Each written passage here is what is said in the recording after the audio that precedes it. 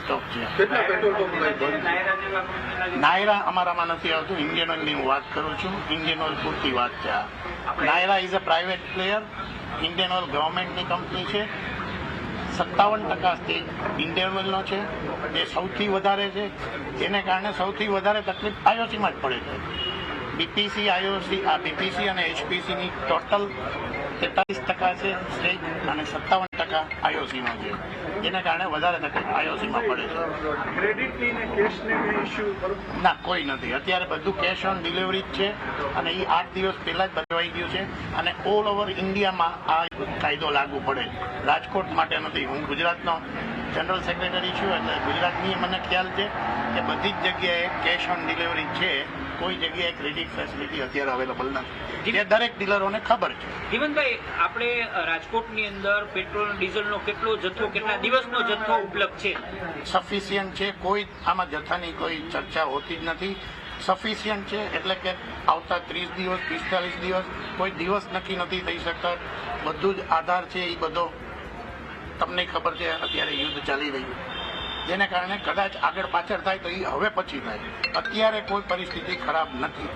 કેટલા petrol pump કેટલા બંધ છે એવું કઈ સમય? સિટીમાં કદાચ 6-7 પંપ છે રાજકોટ સિટીમાં, અને બારે બીજા સિટીમાં 1-2 પંપ બંધ છે આઈઓસીના। પર્ટિક્યુલર હું આઈઓસીની જ વાત કરું, નાયરા મને જ્યાં સુધી ખબર છે ત્યાં સુધી સારા એવા પંપ બંધ છે। ટકાવારીમાં મને ન ખબર હોય નાયરાની, કારણ કે અમારો વિષય નથી એમ, પણ નાયરાને વધારે ઇફેક્ટ પડી છે, એમના વધારે પંપ બંધ છે, પણ આઈઓસીમાં અત્યારે આ પરિસ્થિતિ છે। લોકોને ખાસ અત્યારે ક્યાંક કોઈ મારી એટલું જ કહેવાનું છે કે તેમની જરૂરિયાત મુજબનું પેટ્રોલ ડીઝલ મંગાવે, કોઈ એવી અછત છે નહીં। હાલના સંજોગોમાં કોઈએ પેનિક થવાની જરૂર નથી। ઉપલેટામાં 4 દિવસથી બંધ છે અને એ ભાઈ અહીંયા અત્યારના હાજર છે। બધાને તકલીફ એક જ છે કે જેની પોતાની ગાડી નથી, ટ્રાન્સપોર્ટની ગાડીમાં આવે, ટ્રાન્સપોર્ટની ગાડીઓ કંપનીના ટેન્ડર્સ 5 વર્ષ પહેલા બહાર પડી ગયેલા હોય છે। અત્યારે કંપનીને જરૂરિયાત છે 50 ગાડીની, જ્યારે ટ્રાન્સપોર્ટની ગાડી 25 જ અવેલેબલ છે કે જે ઓલરેડી અંદર એગ્રીમેન્ટથી બંધાયેલી છે। અત્યારથી નવી 25 ગાડી કંપની લઈ નથી શકતી, તકલીફ એ જ છે।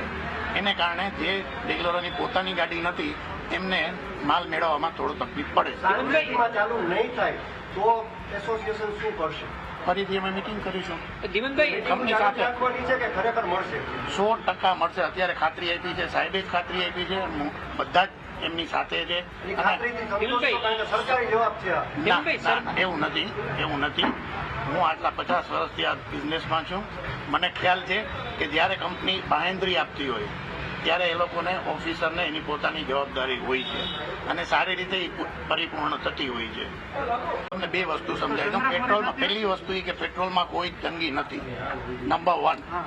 હવે બીજી વસ્તુ આવે ડીઝલમાં એસા આયરા બંધ થઈ ગયા છે, રિલાયન્સમાં અમુક બંધ છે, અને કન્ઝ્યુમર્સ જે ડાયરેક્ટ લેતા હતા કંપનીઓ પાસેથી, જેના 22 રૂપિયા લીટરે કંપનીઓએ વધારી આપ્યા, એનો બધો જ લોડ રિટેલ આઉટલેટ ઉપર આવ્યો છે। તો પછી ડિમાન્ડ તો વધવાની છે, જેટલી ગાડીઓ છે એટલી જ સપ્લાય થવાની છે। જીવનભાઈ, ક્રૂડના ઉત્પાદનની અંદર અસર પડી છે તો લાગે છે અઠવાડિયા 10 દિવસમાં આ જે સપ્લાય ચેન છે ખોરવાઈ શકે છે? ના, બિલકુલ નહીં। આજની તારીખે આવતા કોઈ પણ સંજોગોમાં આવતા દિવસોમાં એવી કોઈ શોર્ટેજ દેખાતી નથી।